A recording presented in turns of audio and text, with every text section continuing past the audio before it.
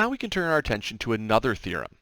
Let's suppose that f is a vector field that's defined on all of R3, and the components have continuous partial derivatives, and it's the case that the curl is 0.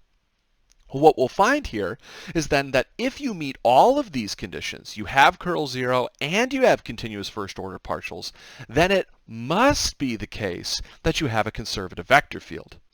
So if we take a look here at example 4, we can see how we can use this theorem to answer some questions as well. So consider the vector fields given by this capital F. So the 1 sine of z, y times the cosine of z. Show that this is a conservative vector field. Now again, I have so many ways we can do this. We could hunt for a potential function. We could use theorems from 5.3. But I'm going to go ahead and just attempt to show what I have up here in this theorem. So first I can note very, very easily that the components of f,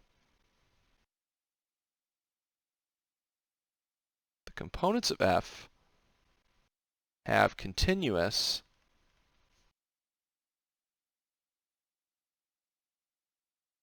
partial derivatives. Notice that they are either just trig functions or polynomials or a multiplication of the two. So definitely they're going to have continuous derivatives. Now, I can then go ahead and just, again, check the curl and verify that it equals 0. If I take a look here at the curl of f, I can see again, let's see, partial with respect to x, partial with respect to y, partial with respect to z. I'm going to have a 1, a sine of z, and a y times a cosine of z.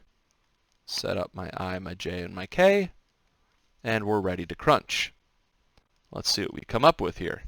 So I'm going to start by doing partial with respect to y of what I have over here. So that's going to be cosine of z, minus partial with respect to z, minus cosine of z. All right, that's good. That's exactly what we want for that first term, our first component. We're trying to show this is going to turn into the 0 vector. Let's check the next component.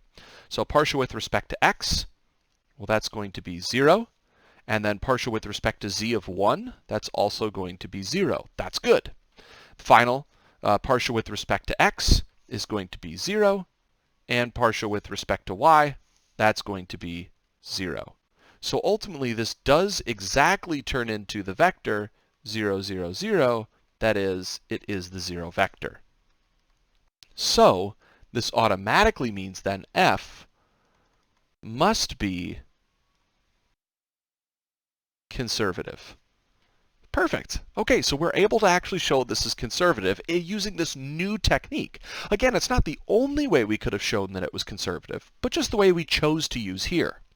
Now, I can also take a look at part B, and I can ask the question, well, wait a minute. Now that I know that f is conservative, I know there has to be a potential function. And so it may become worth it to ask the question of, can I find that potential function? Now, we talked about a lot of techniques at the end of 5.3 again for how we might be able to slowly derive this potential function. However, oftentimes, if my vector field's simple enough, it might just be easier to attempt to guess and check. In this case, I could start to just try to think about if I wanted to have something so that the partial derivative with respect to x would just be 1, then maybe I could have something that like just has an x and then maybe plus some other stuff. If this other stuff only contains y's and z's, I'm golden. Now I can also see that if I have something with partial with respect to partial with respect to y, I get sine of z. Well, I could maybe think, well, how about y times the sine of z? That would definitely work. And then I could check to see if this partial with respect to z works. Well, and I can see that definitely it does. Y is going to be a constant when I do a partial with respect to z, and the derivative of the sine of z would just be cosine of z. So boom, almost in just a couple seconds I was able to easily come up with this, and I have a potential function.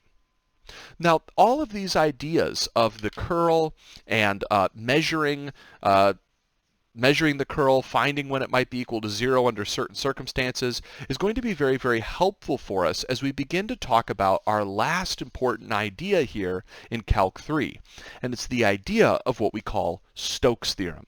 In the next video, we'll take a look at how exactly the curl relates to this new idea of Stokes' theorem and what exactly this new idea is actually good for.